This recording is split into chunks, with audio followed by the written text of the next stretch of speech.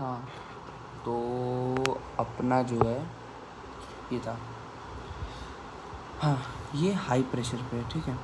अब तुम्हारा क्या है, फिर से फॉस्फेट है, तो क्या सब चीज़ सोडियम के क्रॉस घूम रही थी, तो ये भी सोडियम है, तो सोडियम फॉस्फेट है, तो सोडियम फॉस्फेट है।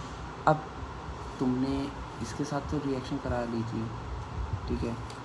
अब तुम्हारा इसके साथ बचा है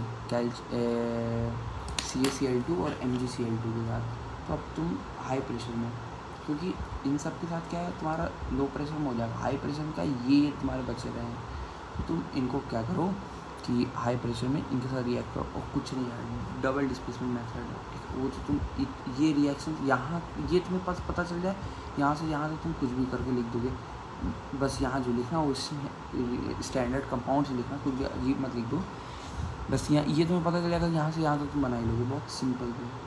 एक्सटर्नल ट्रीटमेंट क्या है भाई, एक्सटर्नल ट्रीटमेंट क्या था, एक्सटर्नल ट्रीटमेंट था भाई पहले ट्रीटमेंट कर दो, फिर दे दो उसके अंदर फीड कर दो। तो इसमें और बहुत फेमस मेथड आता है भाई, क्या आता है, हमारा जियोलाइट आता है, आयन एक्सचेंज आता है, लाइम सोडा प्रोसेस आता है। इसमें कि लाइम सोडा काफ़ी इंपॉर्टेंट भी होता है, ठीक है। इंपॉर्टेंट तो सभी हैं, सब चीज़ है। अब देखो तुम्हारा जियोलाइट मेथड, तो तुम्हारा जियोलाइट मेथड जो है वो देखो, अब तुम्हें 2-3 चीज़ याद रखनी होगी, क्या कि भाई जियोलाइट क्या है, हाइड्रेटेड सोडियम एल्युमिनियम सिलिकेट, ये तुम्हें बस याद रख लो, इतने में तुम्हारा काम हो गया। क्या नाम से देखो, सोडियम मतलब सोडियम का कोई कंपाउंड है, क्या Na2O डॉट, एल्युमिनियम का कोई कंपाउंड होगा Al2O3, सिलिकेट मतलब सिलिका का कोई कंपाउंड होगा SiO, फिर हाइड्रेटेड है मतलब वाटर का कंपाउंड होगा। अब जो इसमें क्या है ना, सिलिकेट का अमाउंट और वाटर का अमाउंट वेरी करता है, एक्स और वाई लिख दिया सामने, इसीलिए देखो एक्स लिख दिया और वाई लिख दिया। एक्स क्या है, 2 से 10 तक आ सकता है, वाई 6 का। इसमें हमारा थोड़ा सा डिटेल है, इसको तुम्हें याद करना पड़ेगा, फिर से वही है क्या, इसको तुम्हें फिर से अपनी वही कॉपी में लिखना है, ये पूरा और ये पूरा, बस इसके बाद कुछ नहीं है यार। और इसमें भी इतना बड़ा कंपाउंड वो लोग नहीं लिखते हैं, ये लोग क्या करते हैं शॉर्ट में लिखते हैं, Na2ZE पता चल जाता है भाई जियोलाइट है। तो बस, और इसका ट्रीटमेंट का कुछ स्ट्रक्चर ऐसा बनना रहता है, देख लो इसमें पर हॉट वाटर आया, यहाँ पे गिरा, जियोलाइट बेड है, ठीक है, फिर इसकी ये है, फिर सॉफ्ट वाटर यहाँ से निकल गया, फिर यहाँ पे तुम्हारा NaCl सोल्यूशन, ये क्या है क्या नहीं है, बस डायग्राम याद कर लो, और ये सिंक में जा रहा है, क्या है क्या नहीं है, बस डायग्राम ओवरव्यू देख लो, बनाना है बस, प्रिंसिपल अभी नीचे बता रहा हूँ, देखो क्या है इसमें, क्या है ना, इसमें जो आयन्स है वो तुम्हारे लूजली हेल्ड है, सोडियम आयन, ठीक है, जो सोडियम है इसमें वो बहुत लूजली है, तो उसको हम लोग रिप्लेस कर देंगे, ठीक है।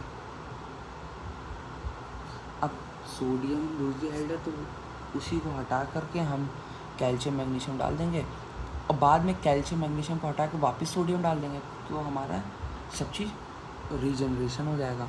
तो वही है कि पहले वाटर को सॉफ्ट करते हैं, वाटर को सॉफ्ट करेंगे मतलब कैल्शियम मैग्नीशियम को हटाओ, कैल्शियम का सॉल्ट ले लिया, मैग्नीशियम का सॉल्ट ले लिया, सॉरी मैग्नीशियम का ले लिया और कैल्शियम का ले लिया, और ये ले लिया अपना जियोलाइट, क्या Na2ZE, बस सीधा इसको उठा के इसके साथ जोड़ दो, इसको उठा के इसके साथ जोड़ दो, बस डबल डिस्प्लेसमेंट रिएक्शन।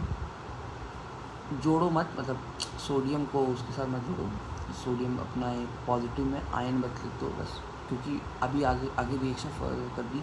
वैसे लिखना चाहो तो उसके साथ लिख सकते हो, सोडियम का क्लोराइड के साथ लिख दो, और फिर यहाँ पे सोडियम क्लोराइड तो NaCl बन जाएगा, बट फिर वही है NaCl वो क्या है, वो टूट जाएगा, टूट के रहेगा। अब देखो रीजनरेशन क्या करना है, हम लोग को रीजनरेट करना है, वही देखो आ तो गया यहाँ पे, देखो NaCl आ ही गया, तो क्या है ना, अब ये जो जियोलाइट, ये जो तुम्हारा जियोलाइट से ये कंपाउंड बना, वो क्या होगा, वो यहाँ से यही बना है, देखो बना है, फिर वो क्या है ना, यहाँ से वो ये यहाँ से तो तुम्हारा NaCl गया और ये सब गया, फिर क्या है ये रिवर्स होते हैं, तो ये वापस बाहर आता है, ये सिंक है, तो यहाँ से बाहर आया, फिर बाहर आ करके क्या करते हैं हम लोग, वेस्ट में क्या करते हैं, तुम्हारा ये और ये तुम्हारा निकला था ना आउटपुट में, ये और ये तुम्हारा सिंक से, यहाँ सिंक जो थी सिंक से तुम्हारा ये निकला था। तो हम लोगों ने क्या किया, दूसरे कंटेनर में लिया और इनको छोड़ दिया। तो ये फॉरवर्ड बैकवर्ड दोनों रिएक्शंस होती हैं। अगर इस कंटेनर में से मैं ये प्रोडक्ट वाला पार्ट निकाल लूँगा तो रिएक्शन किधर जाएगी, फॉरवर्ड भागेगी। ठीक है, वही चीज़ अब हम इसको एक कंटेनर में डाल दिए हैं और कंटेनर में हम लगातार ये आता जा रहा है, मतलब इसका रिएक्टेंट का कंसंट्रेशन बढ़ रहा है। तो रिएक्शन किधर भागेगी, फिर से किधर, आगे की तरफ भागेगी। तो इधर की तरफ भागेगी। इस रिएक्शन समझो, तो अगर ये बढ़ा तो रिएक्शन पीछे भागेगी और ये बढ़ा तो रिएक्शन आगे भागेगी। ठीक है, वापस तुम्हारा केमिकल और आयनिक इक्विलिब्रियम क्लास 11th। ठीक, तो वही ये हम लोग ये जब बनता है तो हम लोग इसको निकाल लिए तो इसका कंसंट्रेशन कम हो गया तो रिएक्शन आगे भागने लगी। वही जब हम लोग रीजनरेशन कर रहे हैं, मतलब उसको सिंक से निकाल करके, वही जब हम लोग यहाँ सिंक से निकाल दिए तो हम लोग कंटेनर में डाल दिए तो तुम्हारा जो कंटेनर है उसके अंदर ये लगातार आता जा रहा है। ये आ रहा है मतलब रिएक्टेंट आ रहा है, मतलब रिएक्टेंट की कंसनट्रेशन बढ़ रही है। रिएक्टेंट की कंसनट्रेशन बढ़ रही है तो आयनिक इक्विलिब्रियम के according, chemical equilibrium, ionic equilibrium के अकॉर्डिंग ये चीज़ रिएक्शन आगे भागेगी मतलब वापस से तुम्हारा ये तुम्हारी जियोलाइट बन जाएगा, निकल जाएगा और ये तुम्हारा उस कंटेनर में आ जाएगा। अब तुम्हारा ये क्या है, ये तुम्हारा रीयूज़ हो सकता है। तो अब यही इसकी एडवांटेज भी आ गई। अब तुमने ये चीज़ देख लिया, अब देखो इसकी एडवांटेज भी है और इसके भी डिसएडवांटेज एक दो हैं। एडवांटेज पहले देख लो। पहले इसके कारण माना 10 ppm हार्डनेस ही उसमें रहती है, 10 ppm या उससे कम की हार्डनेस ही पानी में रहती है, नहीं तो उससे ज़्यादा की हार्डनेस सब ख़त्म हो जाती है। इसमें स्लैग बनता ही नहीं है, तुम्हें स्लैग बनाना पड़ रहा है, फिर उसको छांटना पड़ रहा है, कुछ नहीं। सीरियस केमिकल बना उसको हटा के ख़त्म करो, है वो करो। और इसमें टाइम कम लगता है ऑपरेशन करने के लिए। क्यों नहीं भाई, केमिकल है, रिएक्ट किया प्रोडक्ट बनाया, तुम प्रोडक्ट को हटा दिए, इसको तुम हटाए, रिएक्शन फॉरवर्ड भागी और यहाँ दूसरे कंटेनर में इसको डालते जा रहे, रिएक्शन आगे बढ़ी। केमिकल रिएक्शन भाई फास्टेस्ट होगा, बहुत स्पीड में होगा। क्योंकि तुम प्रोडक्ट को गायब कर रहे हो तो रिएक्शन फॉरवर्ड भागेगी। तुमने इक्विलिब्रियम के प्रिंसिपल्स को तगड़ा यूज़ किया है तो रिएक्शन आगे भागी, इधर भी रिएक्शन आगे भागी और बस हो गया, ख़त्म। तो तुमने इक्विलिब्रियम का सही यूज़ करके तुमने रिएक्शन को काफ़ी आगे खींच दिया है। अब क्या, तो लेस टाइम लगेगा भाई और ये ऑटोमेटिकली खुद को एडजस्ट कर लेगी। क्यों एडजस्ट करेगी, एडजस्ट करने का मतलब क्या हो गया, हार्डनेस के अकॉर्डिंग। कैसा भाई, हार्डनेस ज़्यादा है मतलब रेट ऑफ रिएक्शन, हार्डनेस ज़्यादा है मतलब क्या, अकॉर्डिंग टू द हार्डनेस। मान लो हार्डनेस बहुत ज़्यादा है तो ये ज़्यादा होगा मतलब रिएक्टेंट ज़्यादा है, फिर वही इक्विलिब्रियम का प्रोसेस लगेगा, आगे भागेगी रिएक्शन, आगे भागेगी, इसमें भी यहाँ इधर आगे भागेगी। तो ये चीज़ होगा, तो ऑटो एडजस्ट भी कर सकता है। और इसका इक्विपमेंट का मेंटेनेंस भी बहुत सिंपल है भाई, क्या ही करना है तुम्हें सब सेटअप लगा के चले जाना है, केमिकल डाल दो, मशीन ऑन कर दो, तुम्हारा केमिकल जा रहा है, उसको सही कर रहा है तुम्हारा केमिकल, और केमिकल खुद को रीजनरेट भी कर ले रहा है, सब चीज़ें तुमको खुद करना ही नहीं है, सब ऑटोमेटेड है सिस्टम, तो तुमको ज़्यादा कुछ करना ही नहीं पड़ा। लेकिन इसके डिसएडवांटेज भी हैं भाई, इसके देखो डिसएडवांटेज क्या हो सकता है, तुम कॉपी छोड़ो, पहले तुम डिसएडवांटेज खुद से सोचो क्या हो सकता है भाई, कि क्या ही होगा, हमारा कंपाउंड बन रहा है, सब तो सही हो रहा है, बट डिसएडवांटेज क्या हो सकता है भाई, तुम भूल गए ये हमारा पॉजिटिव आयंस के साथ ही ट्रीटमेंट कर रहा है, ठीक है। तुम ध्यान दो पहले कि ये रिमूव करता है क्या, कैटायन इम्प्योरिटीज़। एनायन कहाँ जाएंगे, वो तो उसी में रह गए, तो तुम्हारा क्या कैटायनिक को ट्रीट कर रहा है, बट एनायनिक को कर रहा है क्या, नहीं कर रहा है। तो ये एक डिसएडवांटेज नोट किया जा सकता है भाई अपने अंदर उसमें। और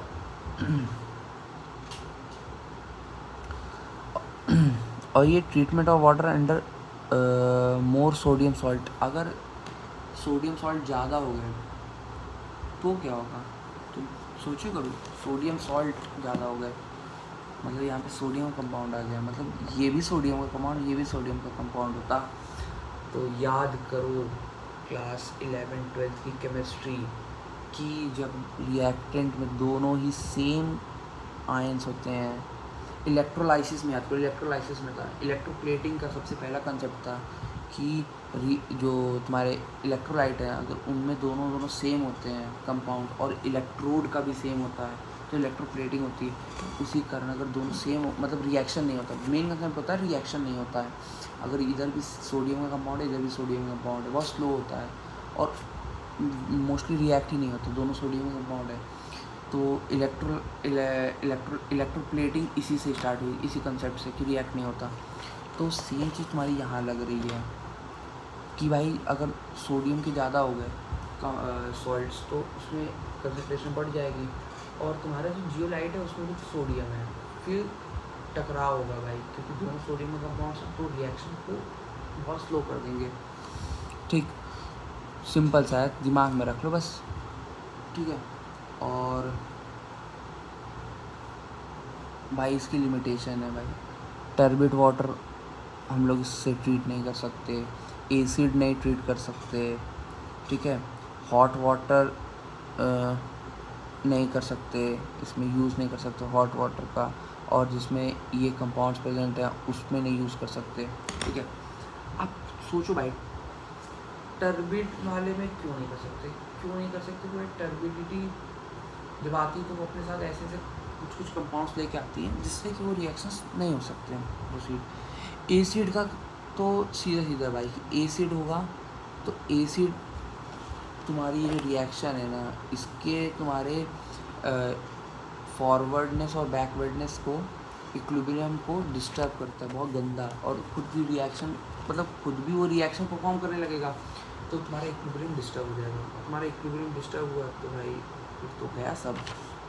और हॉट वाटर इसलिए नहीं करते क्योंकि हॉट वाटर होने के कारण रिएक्शन में हीट आ गया, और रिएक्शन जब हीट आ गया तो रिएक्शन कभी कभी, जैसे हम लोग यहाँ पे क्या है, यहाँ पे हम लोग रिएक्शन को एक बार फॉरवर्ड ले जा रहे हैं और यहीं पे इसको बैकवर्ड ले आ रहे हैं, तो फॉरवर्ड भी चल रहा है बैकवर्ड भी चल रहा है, बट हीट आते ही कुछ एक फेवर करेगा, वो मुझे भी नहीं पता बट ठीक एक फेवर करेगा, या तो फॉरवर्ड करेगा या तो बैकवर्ड करेगा, तो इसलिए हीट को भी नहीं करते हैं। और ये आयंस यूज़ करते हैं आयरन और ये एल्युमिनियम के, इसके भी अलग अलग रीजन्स हो गए, ठीक है।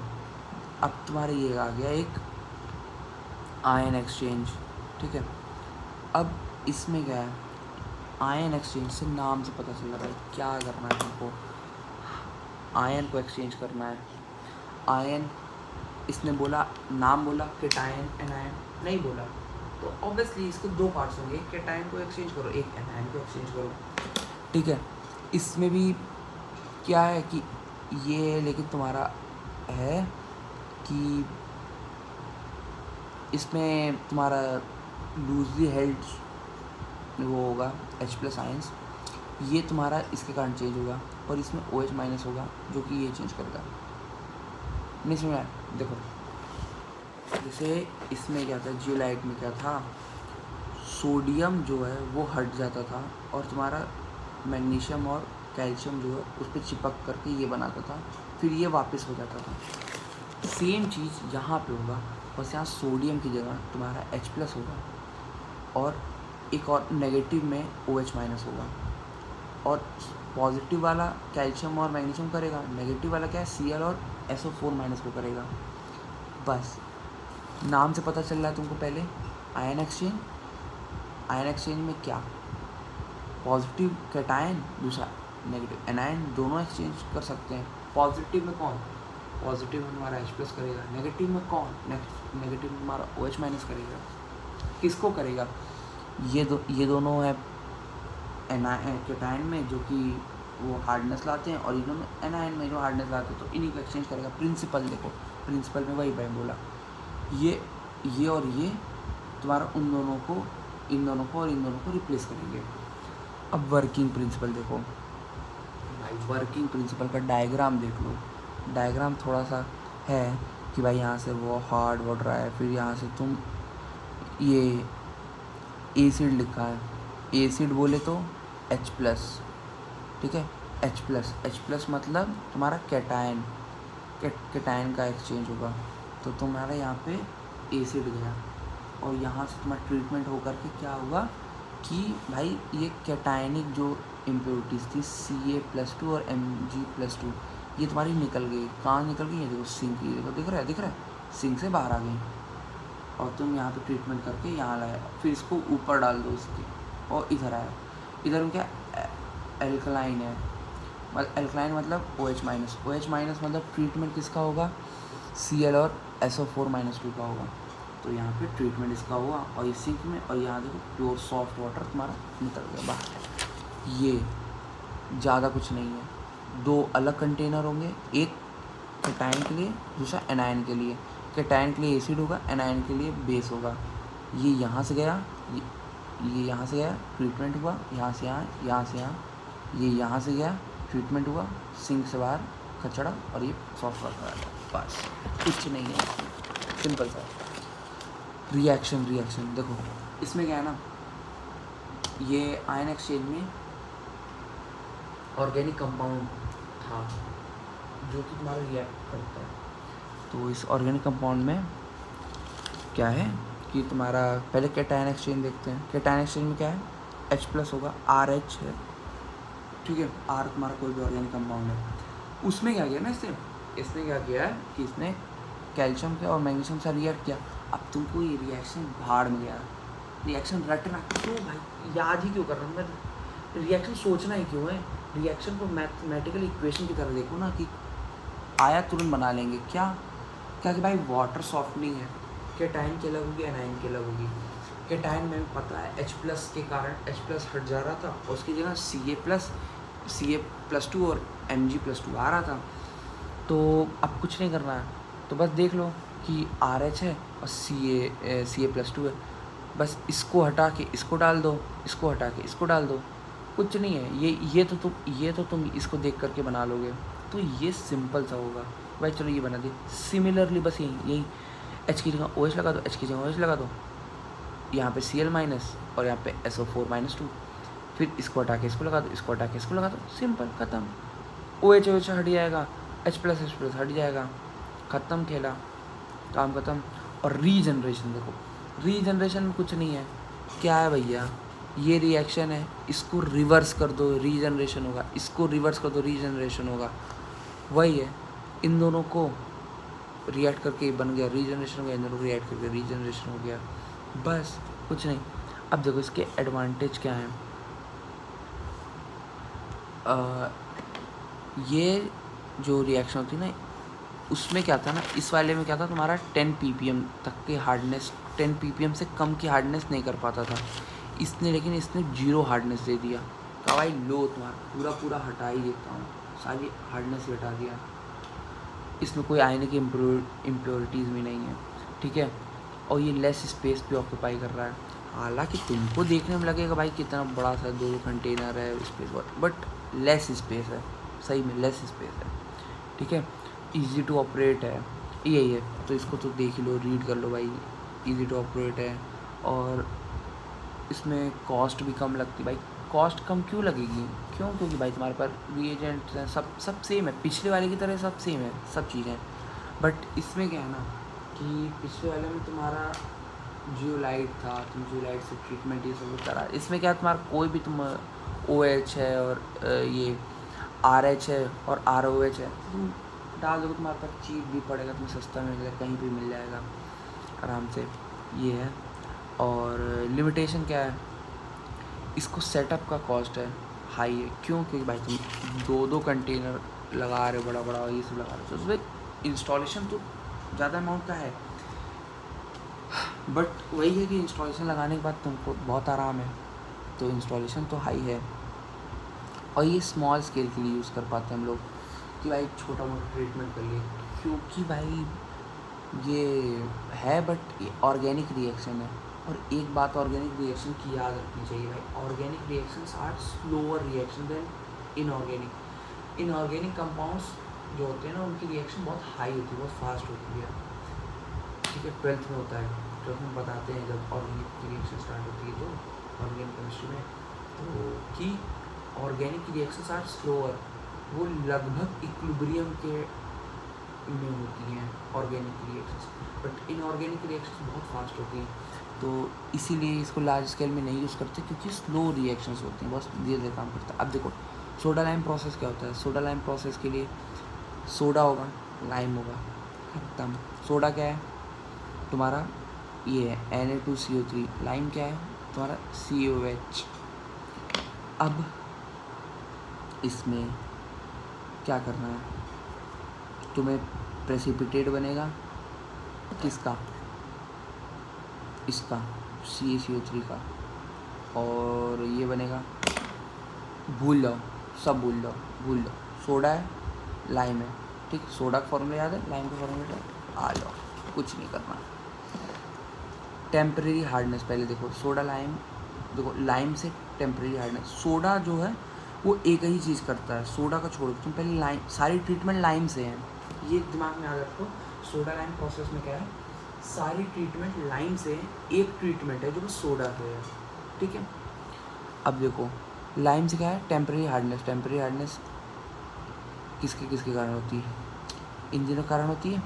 तुमने सोडा लाइम, अरे तुमने लाइम डाला और फिर से वही डबल डिस्प्लेसमेंट, इसको हटा के इसको डाल दो, इसको हटा के इसको डाल दो, आ गया आंसर। तीनों का आंसर ऐसे ही आएगा, डबल डिस्प्लेसमेंट रिएक्शन। तुम्हें ये तो पता है लाइम है, तो लाइम तुम्हें फॉर्मूला पता है। हार्डनेस का पहले ही कहा था भाई, इसको रट लो, हार्डनेस किसके किसके कारण होती है, कौन कौन सी हार्डनेस होती है। तो बस टेम्परेरी हार्डनेस का बोला, टेम्परेरी हार्डनेस का सारा इसका लिखा, इसका लिखा, इन दोनों को जोड़कर तुम तो ये इन दोनों को जोड़कर ये तो प्रेडिक्ट कर ही सकते हो भाई कि ये क्या आएगा, बस ख़त्म।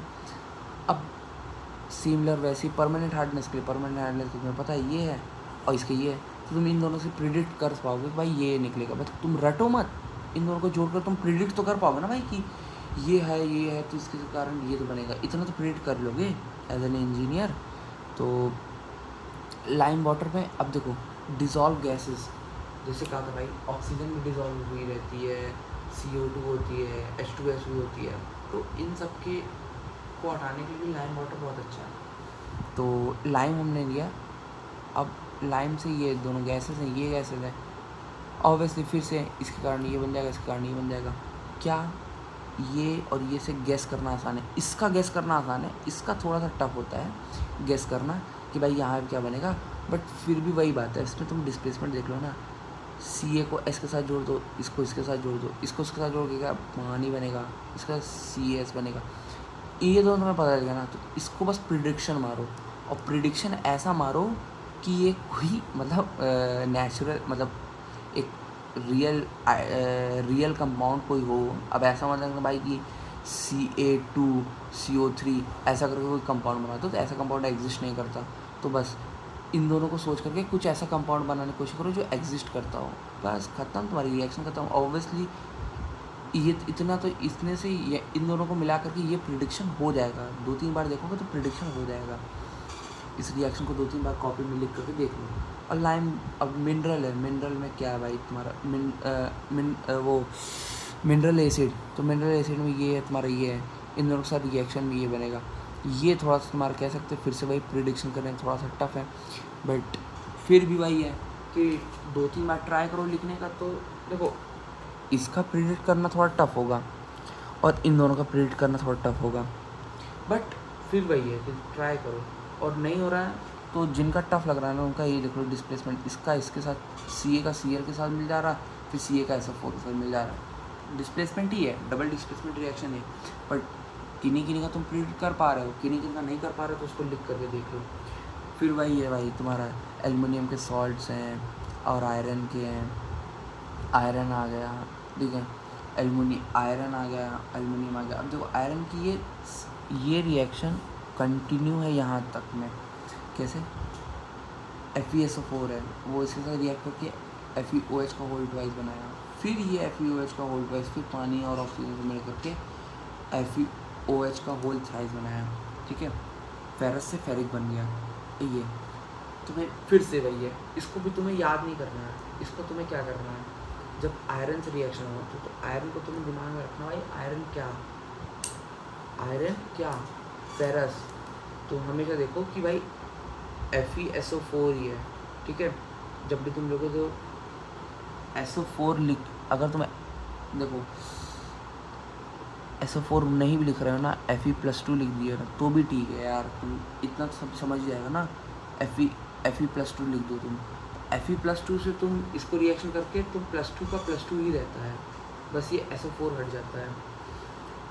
तो यहाँ से यहाँ देख लो, फिर उसके बाद फेरस से फेरिक बनाने के लिए तुम ऑक्सीजन से रिएक्ट करोगे, तो ऑक्सीजन से रिएक्ट कर लो।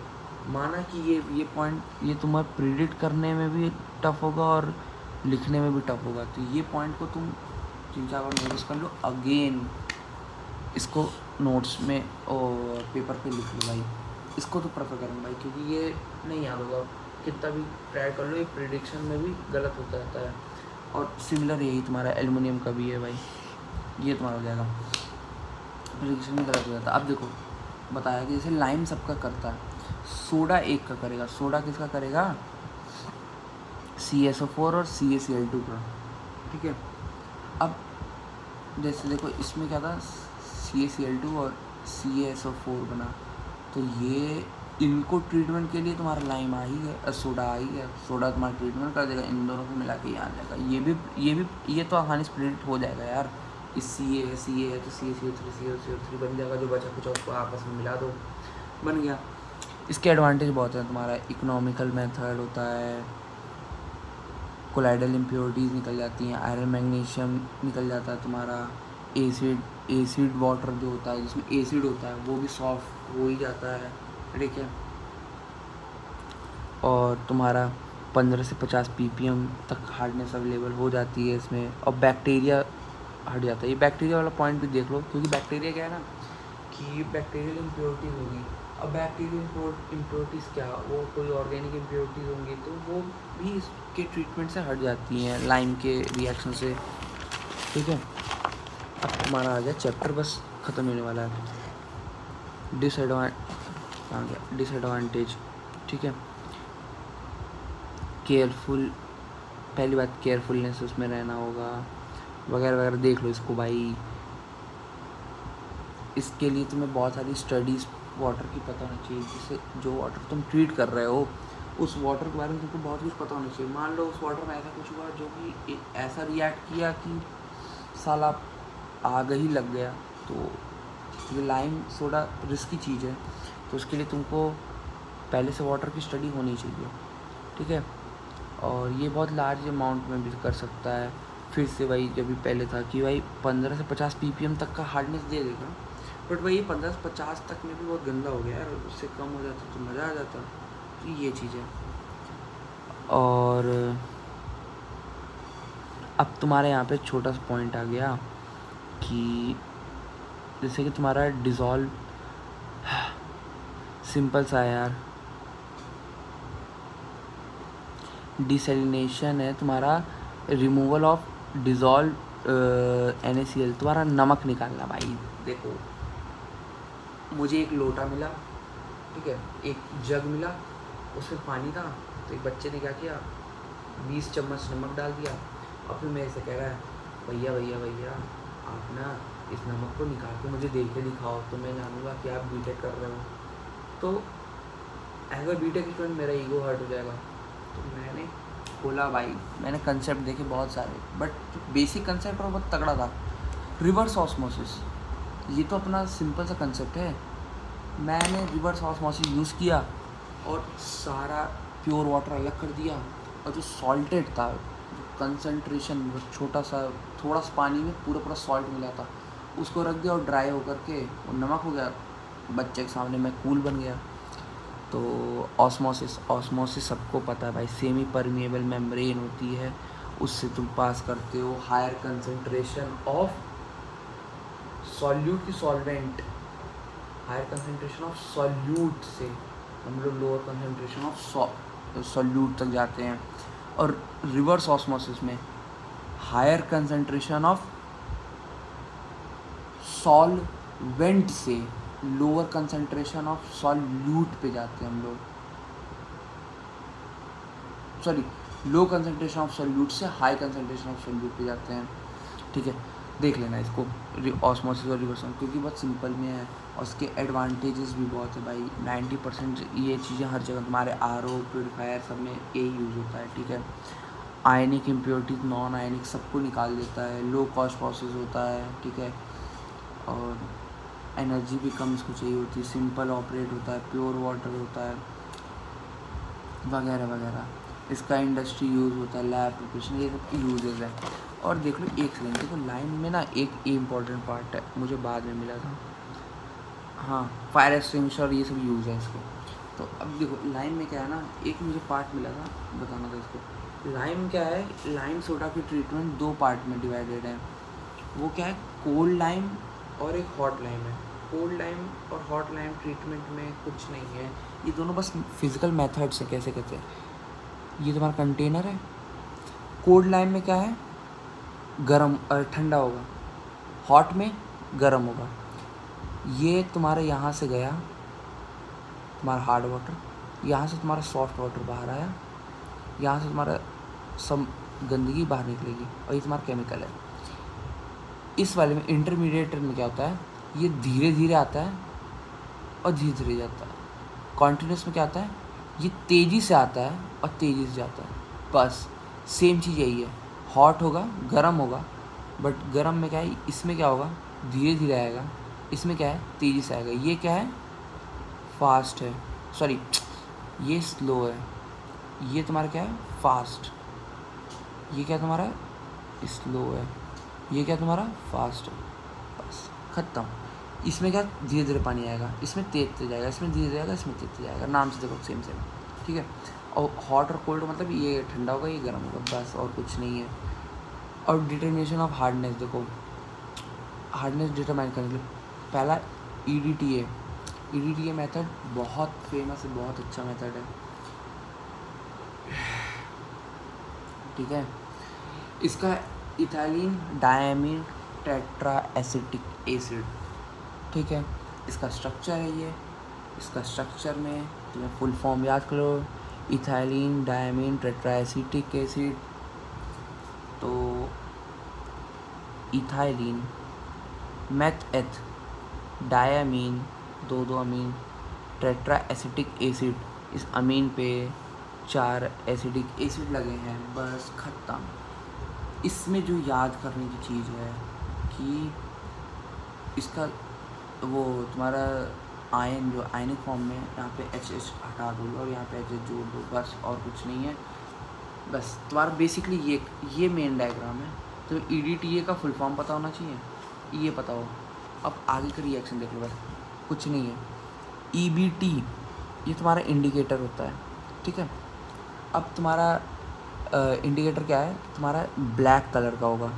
ठीक है, अनआयनाइज्ड में ब्लैक होगा, और जब आयनाइज जाएगा तो रेड कलर का हो जाएगा।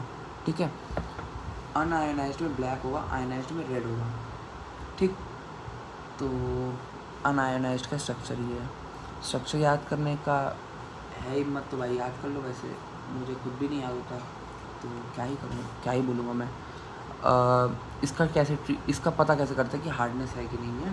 तो मैग्नीशियम और कैल्शियम में हम लोग इंडिकेटर डालते हैं। इंडिकेटर ब्लैक कलर का था तो हमने डाला इनको, इन दोनों से मिल करके वो ये कंपाउंड बना लेगा।